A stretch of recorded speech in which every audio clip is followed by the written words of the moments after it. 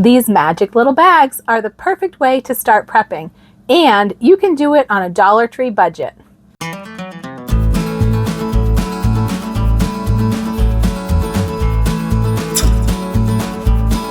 Hey guys, it's Jara with Wicked Prepared. Welcome back to the channel, everyone. Today I'm putting together some more emergency meal kits, otherwise known as meals in a bag.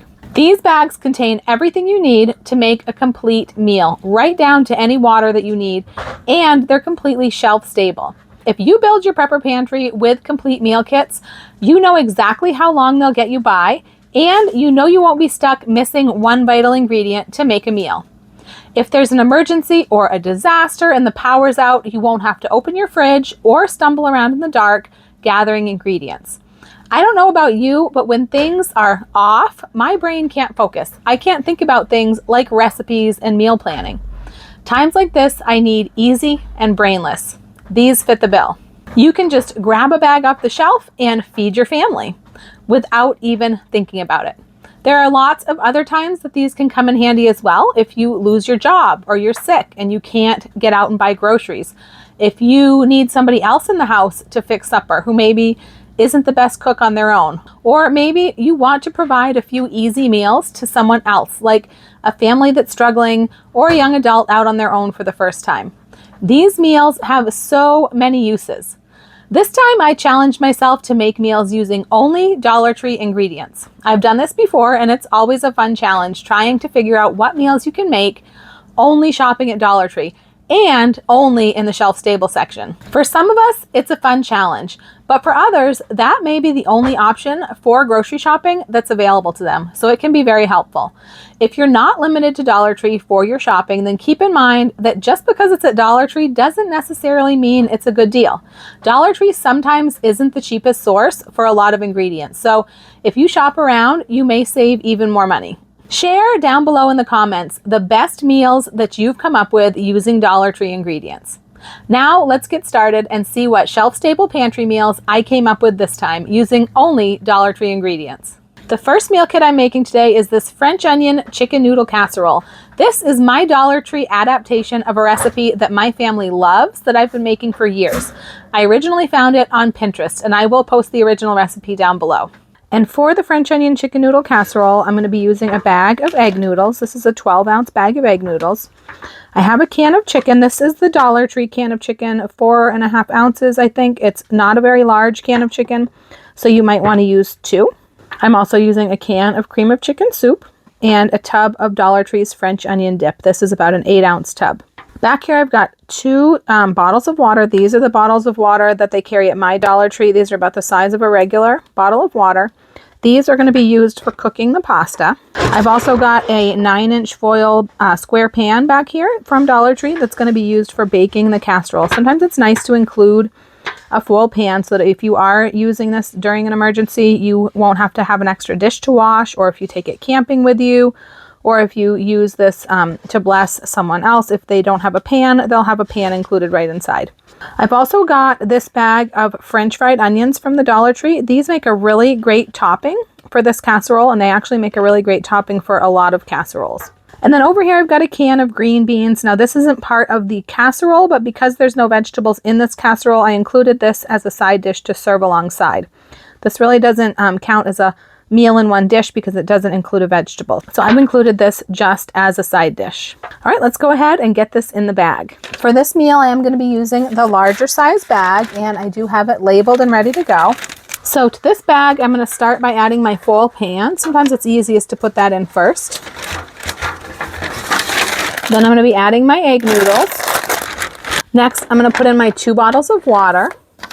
I'm going to put in my French onion dip, my can of chicken, my can of green beans, my can of cream of chicken, and my bag of French fried onions. All right, this is all ready to go on the shelf.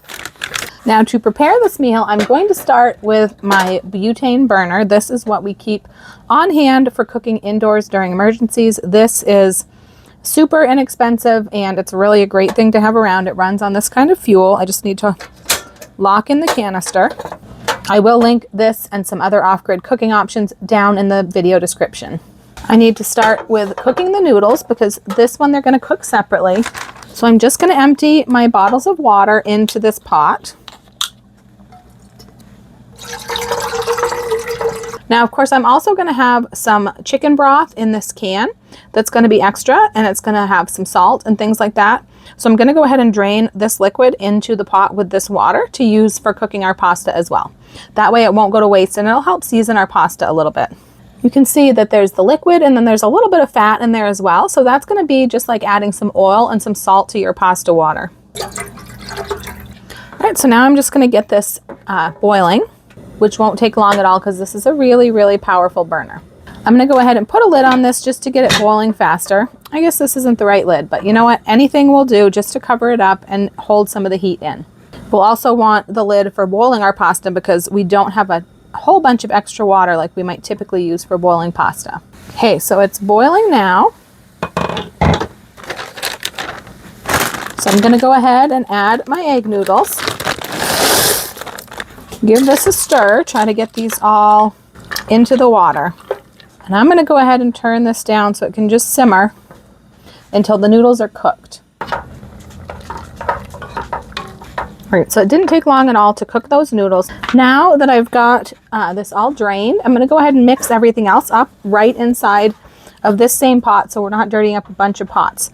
And after that, I'm going to be putting it into one of these full pans from Dollar Tree, which is a little bit smaller than 9 by 13. And you could always store a disposable pan with each of these recipes as well. But if you don't have a way to bake this in a grid down emergency or something like that, you can just put everything back into the pot with the noodles and heat it on the burner. And it would just be a little bit different. So I'm going to go ahead and add the chicken that we've already drained. I'm going to add my can of cream of chicken soup. And then I'm going to add my tub of French onion dip. And now I'm going to go ahead and give this a good mix and get this all mixed together. Now the last thing I'm going to do here is I'm going to add a little bit of my onion topping right into this and stir it in because this is usually just about enough to cover a 9 by 13 pan, and this is about a half a batch, so I'm making this in a smaller pan. So we're just going to add a little bit into the actual casserole just for some texture. So I'm just going to go ahead and put this into my 9-inch square foil pan. Now if you have nonstick spray on hand, you can spray this, but it will be fine if you don't. Now I'm just going to take the rest of my bag of onions and I am going to crunch them up a little bit to make sure they're in all really small pieces. And I'm just going to sprinkle them over the top, and that's going to be our crispy topping on our casserole. And this is so good. This recipe, the original recipe that I got this from, which I will link to that down in the description box below because it's a really great recipe and a really great site. This was where I first learned the trick of using these French fried onions for topping a casserole. And now I do it on all sorts of casseroles, not just French onion casseroles. I do it on lots of different casseroles. So French fried onions are no longer just for Thanksgiving at our house. I have never seen that before. I guess this is Dollar Tree quality. There's actually an end with a piece of onion skin on it in these French fried onions. Interesting. In general though, these French fried onions from Dollar Tree are usually just fine because I've never seen that before. And I use these quite a bit. All right, so now I'm just gonna go ahead and pop this into the oven at 350. Now this is already still pretty warm from just being cooked, so it really just needs to heat through and crisp up the topping, so it's not gonna be very long. Like I mentioned, if you are unable to bake for any reason in an emergency, you could just have heated this the rest of the way in the pot and just sprinkled the topping on top and served it like that. You could crisp the onions in a pan, a separate pan if you wanted to, but it wouldn't be necessary. Sometimes tough times call for what's the saying I want to use? Sometimes desperate times call for desperate measures, right? But a lot of us who make these meals in a bag, we use them as part of our everyday meals to keep them rotated, and anytime that we need a really quick meal, you know, it's all put together for you. You just grab one bag and can put together a meal really quickly. If you need somebody else in your household to cook dinner, or you just want to give a meal to somebody, bless someone with a meal, these are great for that. So there's lots of times when you would have power and you would be able to bake normally that you would be using these meals. And like I said, I will link to a bunch of different options for off-grid baking down below this video. Okay, so about 20 minutes in the oven at 350 is all this one needed. And now it is all hot and the topping is crispy and it's all ready to eat. And of course, now would be the time to heat up the green beans to serve on the side if that's what you're doing, or whatever vegetable you added to serve on the side.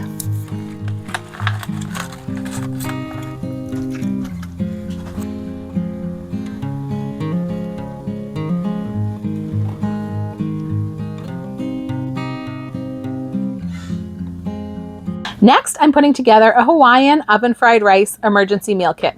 This one is so yummy. Let's get started.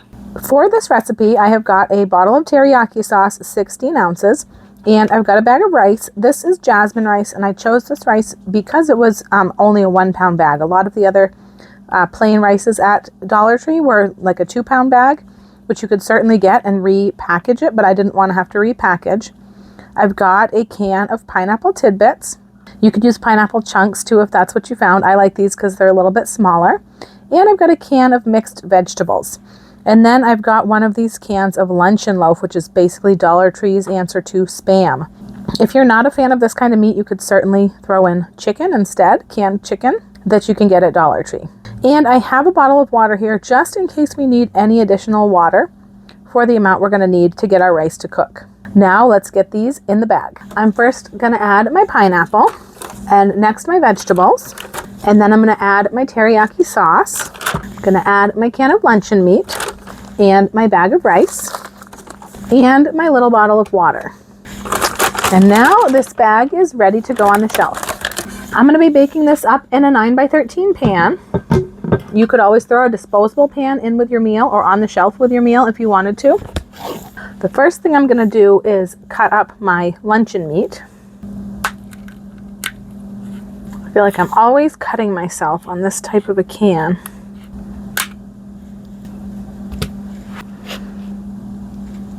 I just thought this would give it a little bit of a Hawaiian type of flair, along with the pineapple and the teriyaki rather than the chicken, using this type of luncheon meat in place of chicken. But you could always do chicken if you don't like this kind of thing. And honestly, I think that the regular, even the Walmart brand of this luncheon meat is better than the Dollar Tree. So if you're not limiting yourself to Dollar Tree for your ingredients like I was, then you could use a different brand by all means. I'm going to go ahead and add my rice to this dish. Now this should be about 2 cups of rice, a little bit more actually. Looks like it's about 2.5. And it says that you want 1.5 cups of liquid for every 1 cup of rice. So we're going to keep that in mind. I'm going to spread that out in my pan and add my meat. Now I know that there is 2 cups of liquid in this bottle, and I'm going to use a measuring cup to measure the liquid that we get out of the fruit and vegetable cans so that we can utilize that liquid in the recipe as well so it won't go to waste. Okay, so that is drained. I'm going to go ahead and put the vegetables in the pan. And now for our pineapple. So drain that and go ahead and add the pineapple to the pan as well. Now I'm just going to mix this around a little bit. It's going to get mixed more when we put in the liquid. So this ended up being about 1.5 cups of liquid. And so 3.5 cups is what we have total. And I think that's going to be just about perfect for this recipe. So I'm going to go ahead and just add this all and get it baking. And if it looks like it's going to need a little bit of extra liquid, I can always add some later from the bottle. And I'm glad there's some sweetness from the pineapple juice in here because Dollar Tree's teriyaki sauce is a little bit less sweet than what I typically prefer. But also the sweetness from the pineapple itself is going to give a nice contrast to that and add some sweetness to the dish. I had a friend in college who would do something like this. She would put rice and teriyaki sauce into a baking dish, and she would lay chicken thighs, I believe, right on top of it and bake that all in the oven together. That was someone I worked with in college, and she taught me that recipe back in those days. I'm going to go ahead and put some tin foil over the top of this to hold that moisture in as the rice cooks, and then I'm going to stick it in my 350-degree oven. This is going to take quite a while to get the rice fully cooked, and we're going to have to open it up and stir it from time to time because what's around the edges is going to cook before what's in the middle, so you kind of need to redistribute it.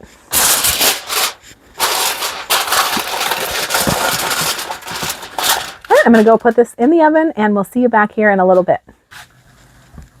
Okay, so this was in the oven for over an hour. I did end up turning the temperature up from 350 to 400. I couldn't remember. I wasn't following a recipe for this, but I've done these kind of rice bakes before. And I didn't bother to check what time and temp it usually goes for. So I ended up turning it up to 400. And it baked for close to an hour and a half. But I think if I had run it at 400 to begin with, it would have been a lot quicker. But the important thing to remember is that if you didn't have access to baking in an emergency, this could be done in a pot with a lid. But there are plenty of ways to bake without electricity. You could use a sun oven. This would be perfect to do in a Dutch oven with charcoals or campfire coals. And there's propane camp ovens, all sorts of different options.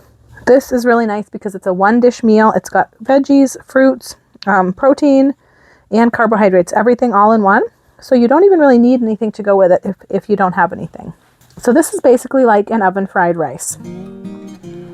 Let's go ahead and serve.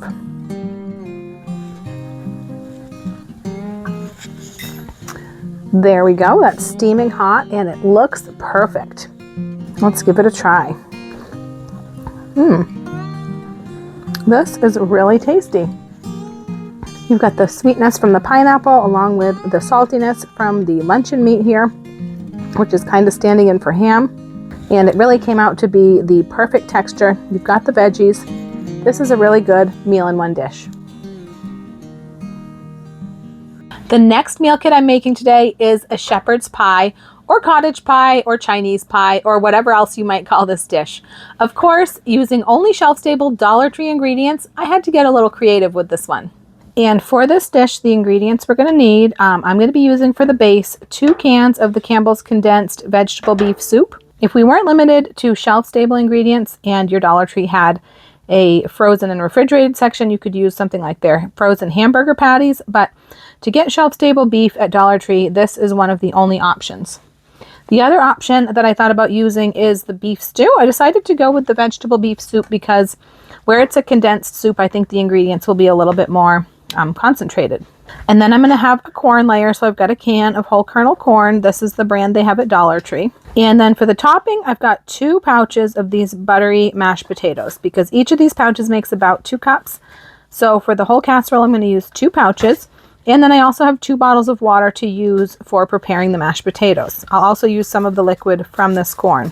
And then I also have this 9-inch square foil baking dish from Dollar Tree that I'm going to include right with the meal. All right, let's get this put in the bag. Once again, for this meal, I'm going to use the larger bag, and I do have it labeled and ready to go. I'm going to go ahead and add my foil pan first. And next, I'm going to add my cans of soup, my can of corn, my bottles of water, and my 2 pouches of mashed potatoes. And this one is ready to go on the shelf. Now to prepare the shepherd's pie, I'm going to be using my butane emergency stove to prepare the mashed potatoes.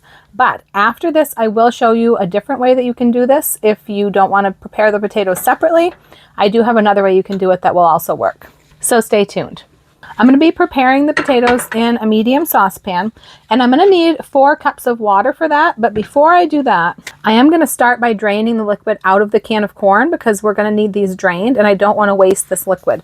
So I'm going to start by putting that into my 4-cup measuring cup, and then I'll fill the rest with water so that this liquid won't go to waste. All right, so I'm just going to drain these in here. So that gave me about 3/4 of a cup of liquid. So I'm just going to fill the rest up to 4 cups with my bottled water. All right, and because I used the water from the corn, that did leave me with about half a bottle of water, which someone could drink. So I'm going to go ahead and put the 4 cups of water into the pot. And I'm just going to bring this up to a boil. And as soon as it boils, I'll remove it from the heat and stir in my mashed potato flakes. The great thing about these type of mashed potato flakes is they don't need any extra ingredients like butter or salt or milk. It's all included. All right, so now that this is boiling, I'm just going to turn off the heat and I'm going to add my packets of potatoes and just whip them in with a fork.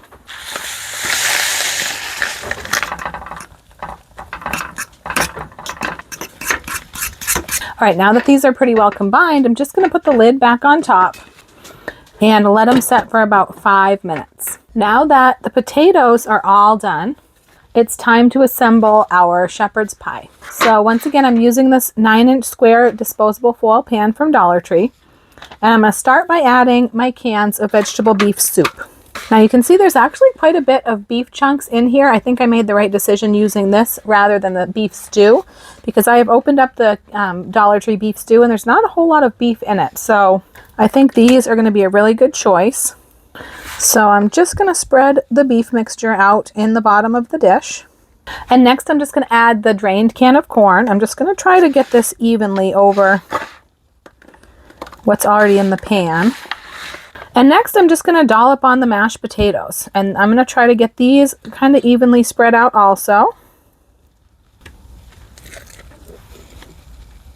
All right, now this is ready to go in the oven. Now the potato topping is hot, it's just the bottom layers that are cold, and so it's not going to take really too long.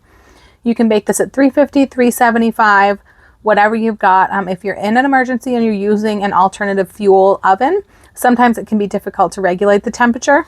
None of these dishes are going to be too fussy. If you're baking it at a lower temperature, you just bake it a little bit longer. Bake it at a higher temperature, just watch it doesn't burn. Put foil over it if you need to, and bake it a little bit less time. All right, so I've had this in the oven at 350 for half an hour, and now it is ready to serve. You can see it is all hot and bubbly. Our filling is all heated, and this is ready to go. I'm just going to let it cool for a few minutes, and then we'll serve it up. Okay, time to serve it up.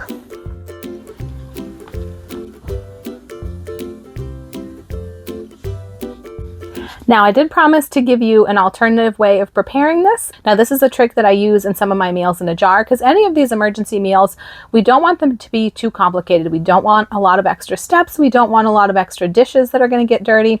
So when I've done a shepherd's pie with my meals in a jar and things like that, I have put the potatoes on the top dry and just poured the water over and baked it like that. And so I did this recipe that way too. So what I did is I just emptied out the cans of soup into the bottom of the dish. I spread the corn over top just like we did with the regular version.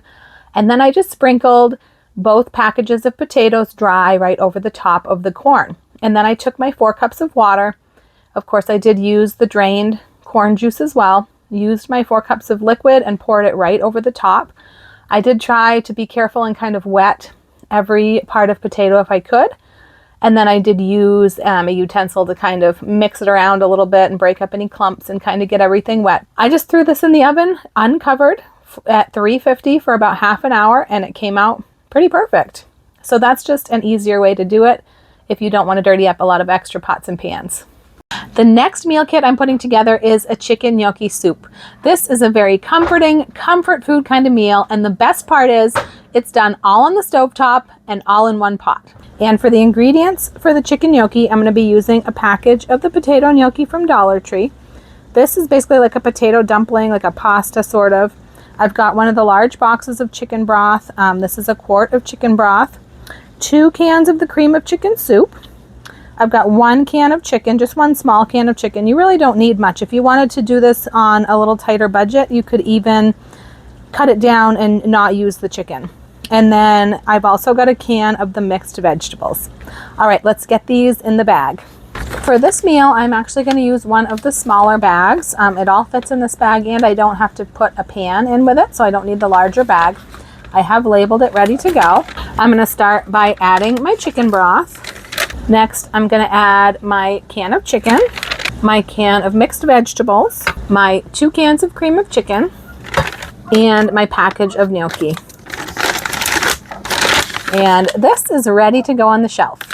For this meal, I'm going to be using my butane burner. Once again, this is what we turn to for indoor cooking when the power's out. I'm going to start by cooking the gnocchi in the chicken broth. So I'm going to put all this chicken broth into the pot and get it coming up to a boil. So I'm going to turn this on. But because I don't like to waste any of the liquid in these meals, I'm going to drain the chicken and the mixed vegetables right into the pot with the chicken broth. Now remember, these vegetables and meats, they're canned really just the way that we would at home. It's just water and usually a little bit of salt that's in with these vegetables and meats, so there's no harm in adding it to our dish. I'm going to add the lid so this can boil more quickly. All right, now that this is coming to a boil, I'm going to go ahead and add the gnocchi in and give them a stir. Now, kind of like raviolis or pierogi or something like that, these don't require very long to cook. They just really need to boil until they start to float on the top. So you can see these starting to float to the top. So as soon as they've all been floating for a little bit, then I'm going to go ahead and turn it off and add some of our other ingredients. All right, so I think these are about done. That just took a few short minutes. I'm going to turn this off. We will be turning it back on, but I'm going to go ahead and add my chicken. I'm going to add my mixed vegetables, and I'm going to add my cream of chicken soup. Get this one stirred in, and I'm going to go ahead and add my other can of cream of chicken soup. So I'm just going to let this simmer until all the little chunks of cream of chicken have melted away and blended into the soup. And then it's going to be done. Okay, I think this is pretty well done. I'm going to turn off the heat and we'll get ready to serve it.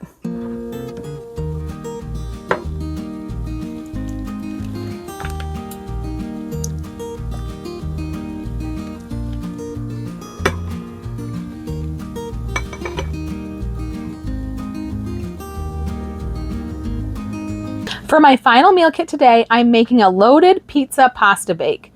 This one makes a lot of food and it's very kid friendly, so it's great for a family with kids. I mean, what kid doesn't like pizza or pasta? And here we're making a mashup of both. Let's get started. And I'm going to be using a box of pasta. This is rotini pasta. Now keep in mind that the Dollar Tree's pasta boxes are larger than the typical 1 pound grocery store pasta boxes. So you're going to need more liquid with this recipe. So just keep that in mind if you were to try to, do this with ingredients from other stores. Besides the pasta, I'm going to be using a bottle of this pizza sauce, this contadina. If you can find this one is really good. They have another brand that they also sell. If you can't find this, that's okay. I'm going to be using a box of the chicken broth. That is 32 ounces, so this is a quart of chicken broth.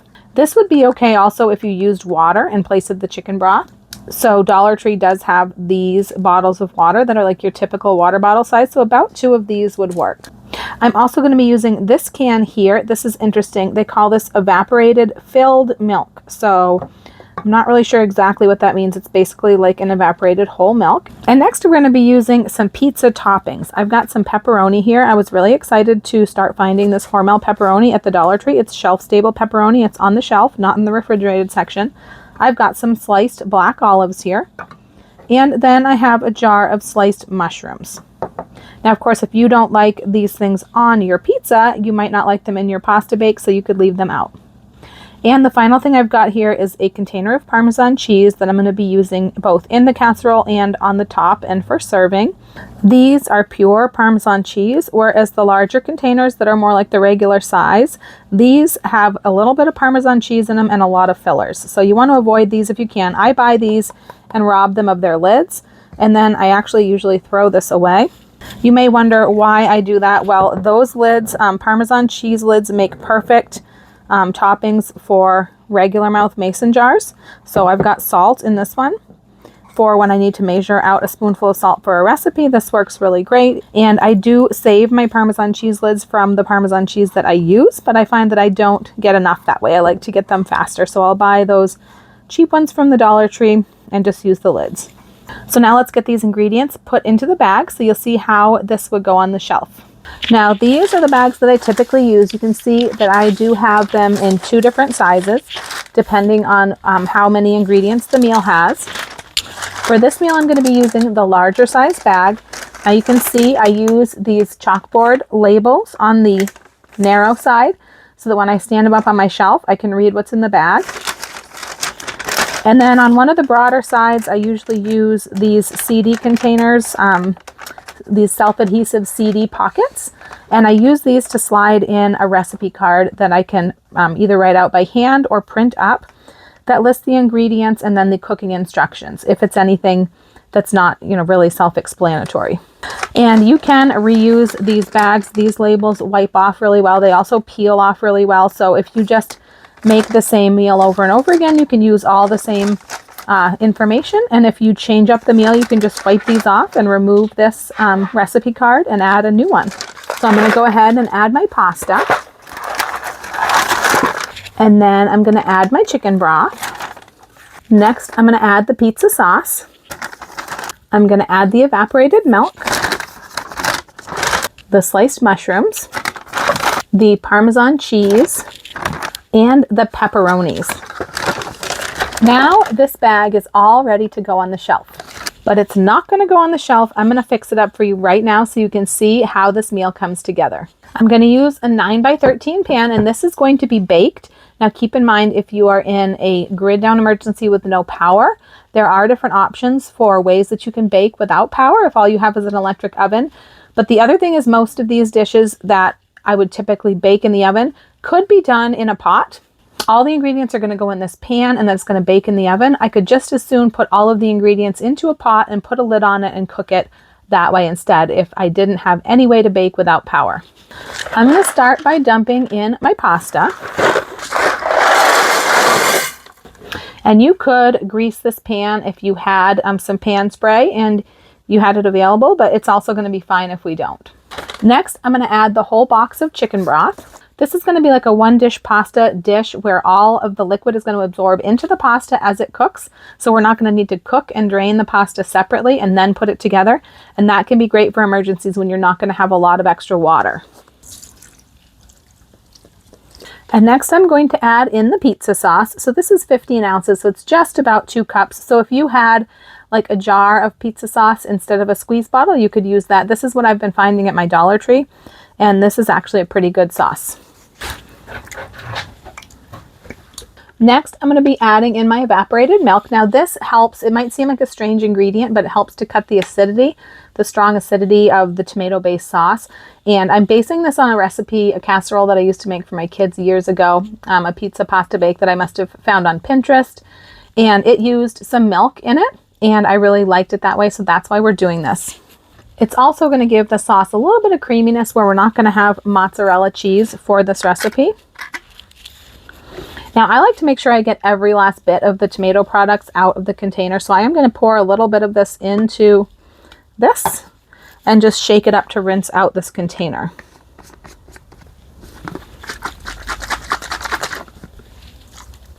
Alright, so now I'm going to add the rest of this milk, and I'm just going to start giving this a stir right now and start mixing this together.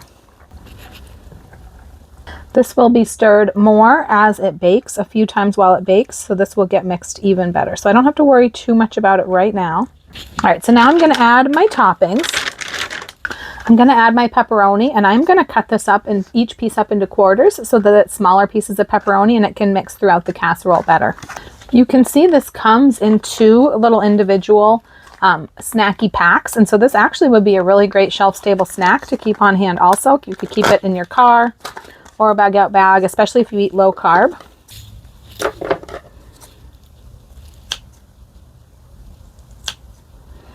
You could actually do this on a cutting board with a knife if you wanted, because these are kind of greasy, so this is kind of messy. I'm just going to kind of divide them up a little bit, break them apart. Next, I'm going to add the mushrooms and the olives. Now, typically I like to use all the liquid from all of the cans because we don't want to waste liquid if water is going to be scarce. But these have some other ingredients in them. Most especially these mushrooms have some citric acid, ascorbic acid, things like that. It's just vitamin C really, but I don't know if it could give it an off flavor. So I'm going to drain these cans, and the olive liquid is probably going to be pretty dark colored. So I just don't want to add that to my casserole. So I am going to drain these and discard the liquid. All right, so I'm going to go ahead and add in my mushrooms and my olives. And just give this one more mix. And the final thing that I'm going to add in before I bake it is some of this Parmesan cheese. I'm going to put about half the container in. So I'm going to mix this in. All right, now that this is all mixed up, I'm just going to make sure that the pasta is pretty well submerged under the liquid all over. And I'm going to go ahead and cover this with foil. So you do need a piece of foil, so you may want to include a sheet of foil in the bag with your ingredients just in case. All right, so I've got my oven heated to 450, and I'm going to go ahead and stick this in for about 20 minutes, and then I'm going to give it its first stir. All right, so now it's been about 45 minutes. You can see that the sauce has all thickened and the pasta is tender and it's about done. So I'm just going to go ahead and sprinkle some more of the Parmesan cheese on over the top and put it right back in for just about 5 more minutes without any foil on the top. All right, so here is the finished bake, all bubbly and creamy and yummy. I'm going to let this cool just a little bit before we serve it. Okay, let's give this a try. It's cooled off somewhat. It's still nice and hot and steamy.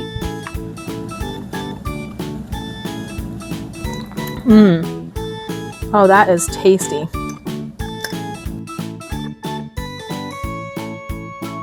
Since many of today's meals require baking, I just wanted to mention some different methods for baking when the power's out. We often use a Dutch oven with charcoal or campfire coals to bake when we're camping. This option would work for any of these meals. Another outdoor option, if you're able to cook outdoors, is a propane camp oven. If you have a good amount of sunshine, a sun oven is another option. If the conditions aren't good for cooking outdoors, the Ember oven by Instafire can be used indoors with canned heat for the heat source. It's a good idea to have one or more of these options as part of your preps. But keep in mind, if you don't have any of these, most of these recipes could be converted to a stovetop meal and cooked in a pot on your emergency burner, which everyone should have. I will put links down below to everything that I've shown and talked about today for those of you who still need some of these items. Okay guys, that's it for today. 5 new emergency meal kits you can put together and have at the ready in your Prepper Pantry. These have saved the day many times for our family.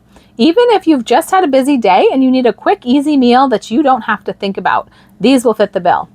If you made it all the way to the end of the video, leave me a thumbs up down below and leave me these 2 emojis down in the comments. And for some more emergency meal kits from Dollar Tree ingredients, check out this video next. I'm Jara with Wicked Prepared. Survive today, thrive tomorrow. We'll see you next time.